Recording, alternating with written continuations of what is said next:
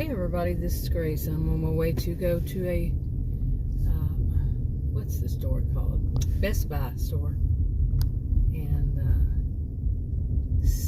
just take some pictures, check out some appliances and other things they have. Also want to check into some program for, I want to check a lot of things. Yeah. Including my desktop, actual desktop computer is it's a few years old. You know how it is.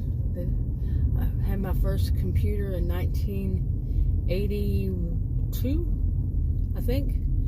And one of the things I noticed about technology, such as that, or what cell phones, once got my first one in 20 years ago or so, is that they last about 2.5 years before they start having problems consistently. That's mine. I'm not saying it would be for everybody, but this computer, I don't know how many years old it is now. Probably just over that. Yeah. Maybe a little more actually. But well, look at some new computers. I always have the okay, anyway, I always had the, actually I had one Mac, but other than that it was Windows. Now here's the thing, when I was younger, we didn't call them Windows computers. I don't know what people call them. They might not even call them that nowadays. I don't know. But we called them IBMs. I remember many, many years ago, that's what we called them. Or some of them we didn't even know. We just called them by the number. Like, what was it? XT 486, is that right? Could that possibly be right? But my first one was actually a Texas Instrument. And the other, actually, I'm making a liar of myself, but the other one was, boy, that was a long time ago, back in the 1982 or so. Oh, what was it? There was a VIC-20, and what was the other thing? Commodore 64? One of those two, something like that. That was a long time ago. With a 300 baud modem. Yeah. Wow. I am in the wrong lane for where I'm wanting to go. So, usually do turn this way, but no, I'm going to go this other way. Hopefully I can remember how to get there easily. We'll see. I don't know if it's this road or the next one, but anyway. Okay. So anyway, I think I had was it called an Apple back then, or was it called a Mac back then? Yeah, seriously. Oh my goodness, so many things. Yeah, I was, what was back then, it was a dirty 4-letter word. It'd be called a geek. I was a geek. Not really so much anymore, but my majors actually were math and computer scientists. My math and computer science. I learned how to program originally in BASIC. Okay, yeah, I'm serious, BASIC, and also Pascal, a little bit of Fortran, I think it was. These names are so old. But anyway, what I was going to talk about today, this had reminded me lately, I've been thinking about this, is, you know, I was one of these geeks. I used Procom and Procom Plus, and, you know, I remember Prodigy, and there were things before that, but might not mean anything to anybody. And then it kind of humors me when I hear young people act as though somebody my age, you know, I'm a younger baby boomer, but they act as though we don't know anything about computers. Who do they think, you know, computers and cell phones, what generation do they think invented this stuff? Who were the programmers? Who were the designers? Who were the, yeah, all that good stuff. And it wasn't just my generation. And the Generation X, it was above us, older than us too. Just for the record, Adam used to be one. He worked in Silicon Silicon Valley. I lived briefly there in San Jose, but he was one that did the design for some cell phones. He's an electrical engineer. Design. Anyway. Yeah. Okay, anyway. Yeah, lots of road construction, and that big truck behind me, I don't know. It's a diesel. But anyway, yeah, Adams was all, what he did was all hush-hush back then, seriously. But I know it had something to do with wafers, not the kinds you eat, and design and circuitry and all this kind of stuff, whatever. Okay, I would definitely have the terminology wrong, more than likely, I should say.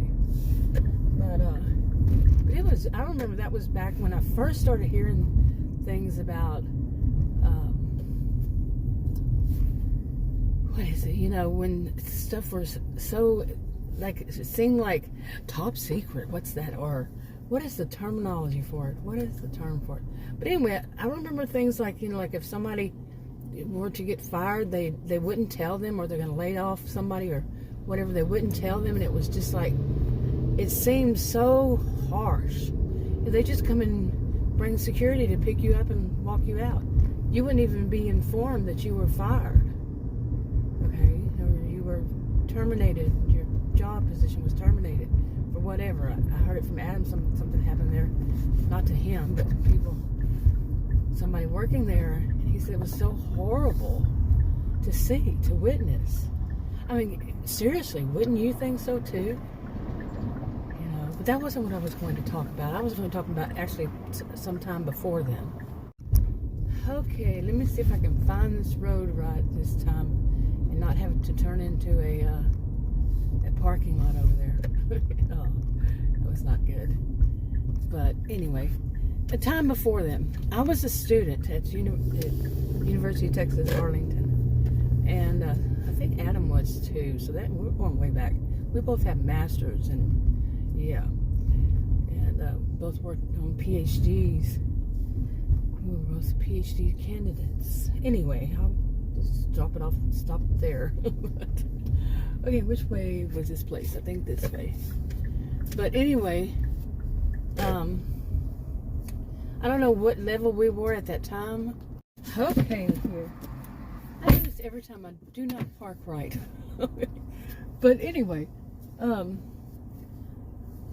don't know. I don't remember when it was we started moving around, but anyway, I remember going to some kind of computer store. Now, I was the one that was more of a geek like that. Well, I didn't say like what, but and I went to this computer. We just called it a computer store, but it wasn't really. It was tech, because computer back then, like early 1990, like I say, wasn't all that popular yet. And anyway, I remember going to one, and they just basically ignored me. A female going into one of these geek stores. Let's just call it that, geek stores. And being ignored. And it really, I was already, my degree, my major probably at the time was just psychology. I have majors in both psychology, and I have degrees in both psychology and sociology. But I think at that time it was just psychology. Like I said, I had started off as a math and computer science major. But anyway, I switched. I wanted something more challenging. Seriously, that's the terminology I used back then. I wanted something more challenging. Yeah. So I chose psychology, and then I found something even more challenging. Sociology. Yes. So anyway, there I was in this geek store by myself. Adam wasn't with me. And I think at the time we were actually living on campus in a campus apartment. And like I said, I was really into this stuff. But it kind of, something just felt totally wrong about it. And so I don't know how long it was. That was a long time ago. How long it was after that? Probably a day, maybe that day, maybe a week. I don't know. Don't remember. But I took Adam with me. I said, let's go in there. And I'll go, different, like wait for a little bit, then the other one go in, and like a, few minutes or so, and go into the store. Don't to act like we don't know one another, and see what happens. And sure enough, it happens exactly as I thought. I was once again ignored, and he was waited on. Okay. Now some people think, that stuff doesn't happen anymore. It happened, that was way back in the olden days. Well, when I was, back in the olden days, I was wondering what the heck's going on. When I was a child, in the 60s, I wouldn't have been very old, but I remember, let's say at the beginning of the 70s, I remember saying, why is it always different for girls than it is for boys? And what's going on here? I questioned, my favorite question was why? Why? Well, why? Well, why? Like I wasn't allowed to debate. I was on the debating team in high school, and I wasn't allowed to debate. I was told that it's because I'm female. I am female. I was then too. Female. Okay. Really? And I said, why? And I don't think the coach, he was an actual coach, and then he was over the debating team also. I don't think he was prepared for someone who actually, I'll leave it there. Yeah. Why? And then I'd come up with, I was debating him, and I don't think he realized it. But it wasn't just why. So, anyway, he couldn't handle it. It's just how it is. I don't make the rules. Okay. But why? Anyway, but that's what happened there. Yeah, they ignored me. And that was nothing new. I mean, that was new at the time. I think that was maybe not new at the time, but it's a time that really stuck out to me way back then. Okay. And since then, it's happened. You know it. Sure, it's going to happen. Okay, I'm a little bit, I don't know what I think about this. There's a man came out of the store with a child, probably, 3 years old maybe. And the child just seemed like a rag doll. Maybe it was asleep, and she was sleepy. But it just disturbs me. It just did, really. Okay, I don't know what to think about this. I really don't know. That just really bothers me. But anyway, I'm going to go into the store, into that Best Buy. Let's see. Maybe they won't treat me like that all these years later. But it's happened in other ways since then. Yeah. Okay, I didn't stay long in there. It was different than any of them I've ever been in. I'm not sure why. It just seemed like the other ones I've been in was more focused on computers and such, and it was just different. I don't know, but yeah. And maybe I was a little disturbed by being curious about what was going on with that man and his little daughter. I stuck around quite a bit until they left, and maybe she was just having a little fit, but she just seemed like she was a rag doll. Yeah. I'm sure if something had happened in the store, they would have said something, to him or whatever. I don't know. It just could have been me. And